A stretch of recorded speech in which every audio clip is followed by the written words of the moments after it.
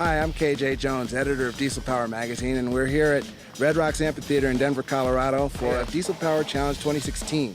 Here at Red Rocks, we're starting our photo day, which is basically a day of photography and video interviews of all the competitors and their vehicles, and a chance to show off. We got to get this show started, so let's meet all the drivers and learn about their trucks. Centerville, Indiana's David Ferguson is driving a 2005 Ford F-350 powered by a 6-liter Power Stroke. Charlie Keeter from Franklin, Virginia is driving a 2004 Ford F-250 powered by a 6-liter Power Stroke, braced up by a triplicate of turbochargers. Travis Kohler's in a 2015 Ford F-250, and he hails from Germantown, Wisconsin. This truck has a late model 6.7-liter Power Stroke. Neil Torley from Green Cove Springs, Florida has a 2008 Ford F-250 with a 6.4-liter Power Stroke. Kelsey from Dawson Creek, British Columbia, Canada came all the way down to the competition with her 2002 GMC Sierra 2500 HD. Nathan Stacy hails from Winchester, Ohio, in his 2007 Chevrolet Silverado 2500 HD. Ray McClellan from Newcastle, Pennsylvania is driving a 2007 Dodge Ram 2500 with a D-stroke 6.7-liter Cummins that now measures out to 6.4 liters. Jake Patterson's driving a 2006 Dodge Ram 2500. Patterson driving the only truck in the field with a 5.9-liter Cummins inline-six engine, and his is sporting a big single turbocharger. Patterson's hoping for 1,600 foot-pounds on the dyno. And now here's the host of Diesel Power Challenge 2016, Brian Lones. Well, thanks, KJ. You know, you shot all those great photos yesterday. Your magazine features are lined up, but now the rubber really meets the road. We're here at ATS Diesel Performance outside of Denver, Colorado for the first day of official competition at the 2016 Diesel Power Challenge presented by XDP. It's all about the dyno today. We're going to strap these trucks down. They're going to make as much horsepower and torque as possible, and then we're going to put them back on the rollers to put them through a 20-mile simulated drive to measure their fuel economy. Tomorrow we go to Bandimere Speedway. We put them through a trailer towing obstacle course. They got to run through an 8-mile drag strip run with a 10,000-pound trailer hooked to their back. The trucks have to run heads up down the quarter-mile drag strip. On the last day, we go out to the fairgrounds, and then the pulling sled comes out. These trucks will be made to pull that professional-level sled as far as possible to gain as many points as possible. And the driver that manages to excel at all these events? Well, they're going to be named the 2016 Diesel Power Challenge presented by XDP Champion. So leading us off here is Ray McClellan. He's backing his Dodge Ram 2500 onto the rollers here at ATS Diesel Performance. An interesting combination in this truck. It was a 6.7-liter Cummins that's been actually de-stroked to 6.4 liters. The reduction in stroke helps with the rod angle. Taking some of the rod angle away takes some side load off of the piston and should free up performance. Should make it more true coming up and down to the bore. Going to be very interesting to see what kind of numbers we can watch out of Ray McClellan's truck. He should be a contender.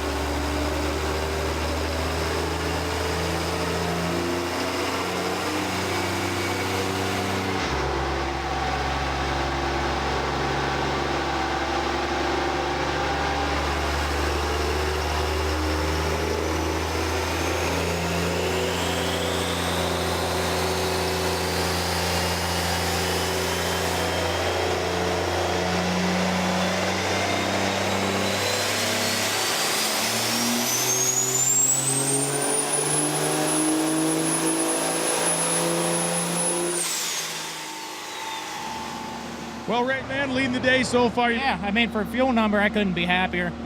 We're out of air with the Chargers. I don't want to spray it. I don't want to hurt it. You know, it's a good number for out here especially. So we're just going to pull it off, and we're going to go about the competition, try and be smart about it instead of pushing the limits.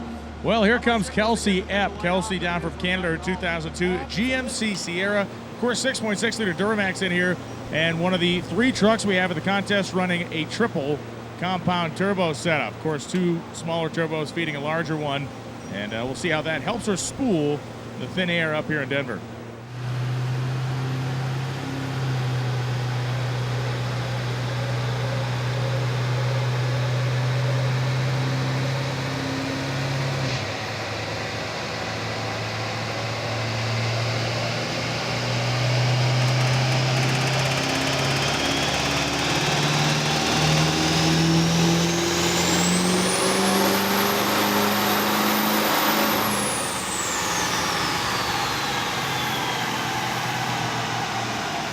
also, you made the trip down from Canada, and obviously not just to come down and have fun. This thing's a player, over 1,800 foot-pounds. That puts you right up close to the top of the pack so far.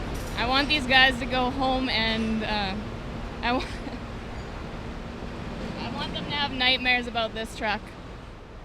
Well, it takes a ton of people to put on the Diesel Power Challenge presented by XDP, but I'm joined by two guys who are super important for this whole process. First guy, Sean Holman, Content Director for Diesel Power. And Sean, how long have you been involved in this event now? This is probably going on my 6th year. I was the editor-in-chief at Diesel Power and then content director, and so Diesel's a big part of my life. Love the event, love getting these guys out here, love getting our readers involved. This is definitely one of my favorite events of the year. A lot of fresh faces this year, too, which is very cool. Yeah, we have this rule standing at Diesel Power Challenge where the winner gets to come back 1 year, but if they win again, they're out. And that's kind of what happened over the last couple of years. We had Levon Miller won, came back, and so now that he's had his two bites of the apple, we reset the field. Well, to get the field set, the readers of Diesel Power magazine vote, and they send their mail to this guy, KJ Jones, the editor-in-chief at Diesel Power. How's it going, man? Going well, Brian. Yes, we received a lot of envelopes, plenty of ballots this year. It was really, really good voting, and clearly they picked, the readers have picked very, very good trucks. You've been dealing with the group kind of the whole week since they got in, shooting the photos. A lot of big, wide-eyed smiles, it looks like. Definitely. Everybody's excited about it, and that gets me excited. As Sean mentioned, this is a reset of the field. So you have people that have been wanting to get into Diesel Power Challenge for a long time, and this is their moment to shine to a worldwide audience thanks to the web, and then in the magazine and stuff. It's just the way to broadcast success, I think. So now we've met the couple of power players that helped put this event on. Let's get back to the dyno. So here comes Jake Patterson. Patterson backing into the dyno cell now. It's a 5.9-liter Cummins-powered Ram that he's driving. Interesting thing about this truck, it has a single turbo on it. A year dominated by triple and double compounding setups. Only a single on here for Jake.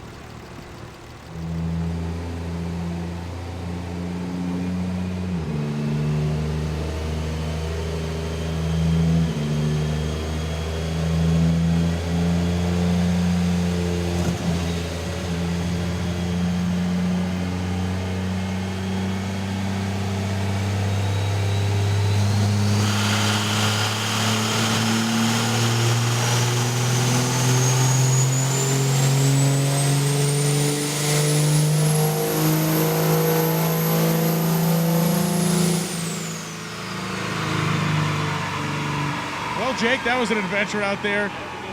You're one of the few guys here with a single turbo on the truck, and obviously it was a battle trying to get the thing lit.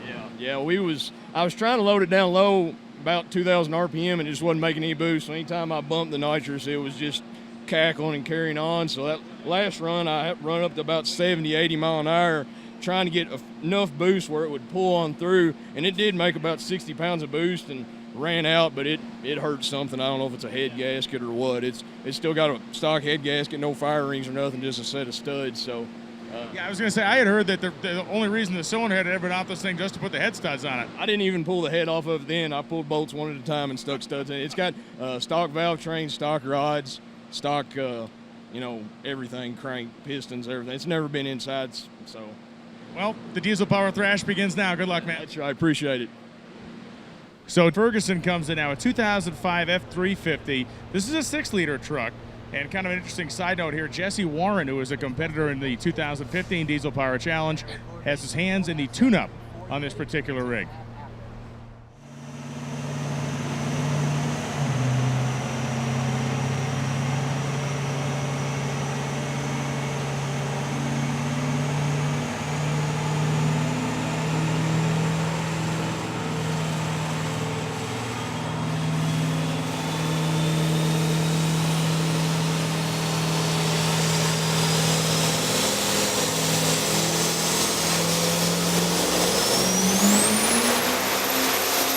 David Ferguson, a couple of good pulls there, ended up 983 horsepower, just over 1,600 foot-pounds. I know you guys were working, testing the wastegates before you came over here, right? Yeah, well, it's back home we only dynoed it to about 8 times on fuel only. So we didn't really want to overspend anything, so we backed the gates down a little bit.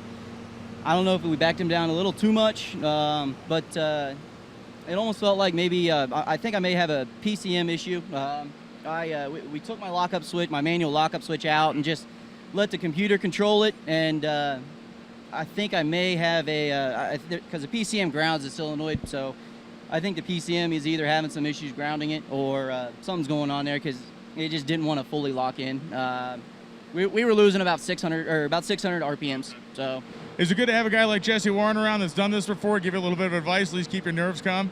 Oh yeah, it's Jesse Warren. I mean, you know, he's a myth. So the myth and the legend. Yeah, no, he's an awesome guy. You know, to come all the way out here and help 2 teams at once. Super guy, and yeah, excellent knowledge on everything. So I'm super happy that he's on both teams. See you over the drag strip, man. Good work. Awesome, thank you, sir. Appreciate it. Here we are with Jake Patterson. We just got off the dyno. So we saw when you guys tried to start it back up, threw out a bunch of white smoke, ended up pushing it off the dyno to get it here. What do you think happened? What was your experience inside the cab? Altitude's really messing. We're the big single charger truck here, so it's got a 75, so it definitely messes with it. But trying to just load it hard down low so it would pull up and make boost at where it needed to in the RPM range, and it wasn't doing it, and we was fighting with it and bumping the nitrous, and it was just acting crazy. So ran it all out, and it finally made good boost on that last run, but we heard something and we're not sure, something, maybe head gasket issues, so we're going to pull it apart. Hopefully it's nothing too severe. You guys can get it fixed and back in the competition, but good luck, and I'll let you get back to it. Appreciate it. All right, Jake. So Nathan Stacy has come into the dyno cell in his 2007 Silverado. Another 6.6 liter Duramax engine in here for Nathan Stacy.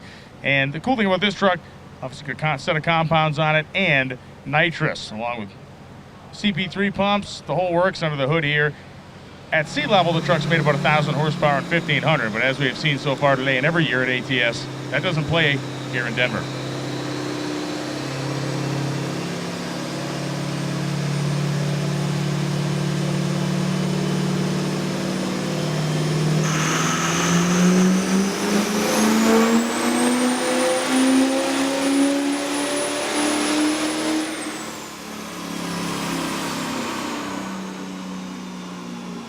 So Nate Stacy finished up your third pull there. Kind of interesting deal. First pull was 739, then it went down to 714.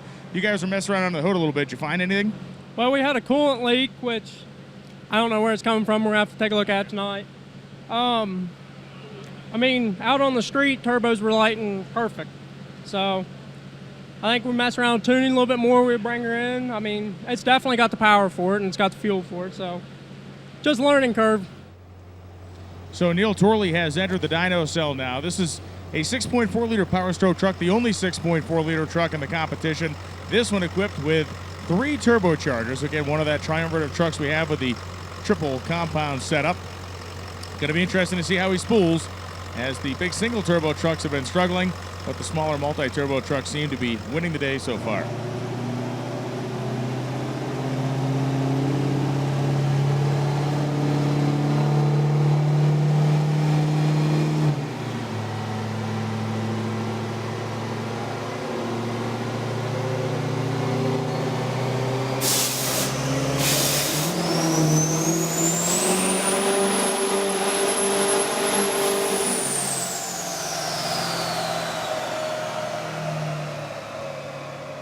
Well, Neil Torley, it wouldn't be a diesel power challenge without one guy ghetto fogging the truck on the dyno. But man, it worked for you. You picked up about 600 horse in that.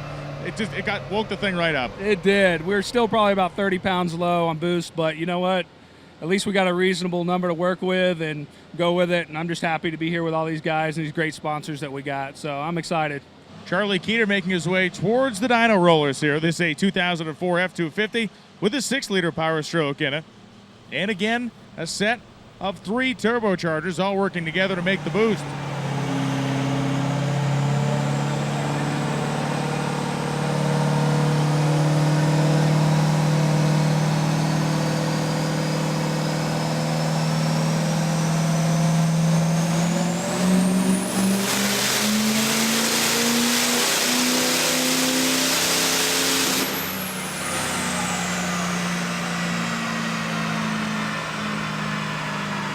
Well, man, that was impressive. A couple of real good rips there. Puts you solidly in the top half of the field. Actually, top 3 right now. Yes, sir. Felt good. You guys, did you put a little more nitrous jet to it for the second one? Yeah, we went up from a 78 to a 93 jet. We picked up a little bit of horsepower and torque, but not a lot. Enough for second place, I think, so far. And is that pretty much where you wanted to be as far as the power goes, or are you just happy with whatever you got? I'm happy. She's running good. I'm happy, man. We'll see you over the drag strip, man. Yes, sir. Thank you. Well, Ray McClellan, a successful day in the dyno here, man. Absolutely. keeping up with a tradition of a couple years running that the Cummins guys have taken the big trophy out of this place. Right, and I couldn't let them down. Yeah, and I did it on fuel too. Everybody's in there spraying nitrous and stuff. I didn't even have a kit or anything inside. So. Oh man, that's doubly impressive. Yeah, exactly. I'm really happy about it. Couldn't be happier with the truck. You know, I changed a lot of things up right before I came out here, and came out here even with a little bit of issues that we cleaned up here at ATS's place. So they took care of me. I got everything going on my end, and I made it happen here on the dyno. Once again, it was a Cummins-powered truck taking top honors on the dyno, with Ray McClellan winning the day, Charlie Keeter second, and Kelsey up third. One of the biggest changes for the 2016 Diesel Power Challenge is the way that we measure fuel economy. It's actually going to be done right here on the dyno rollers at ATS Diesel Performance. They then run an 8-minute simulated drive. The dyno loads and unloads as the computer tells it to basically simulate driving up hills, down hills, and through the countryside. At the end of the drive, we're going to fill the truck back up again, determine how much fuel it used, and then the truck that uses the least amount of fuel is clearly the winner in the fuel economy shootout. Neil Torley was the big winner of the fuel consumption challenge. Charlie Keeter came in second, and Kelsey up tied with Nathan Stacy for third place.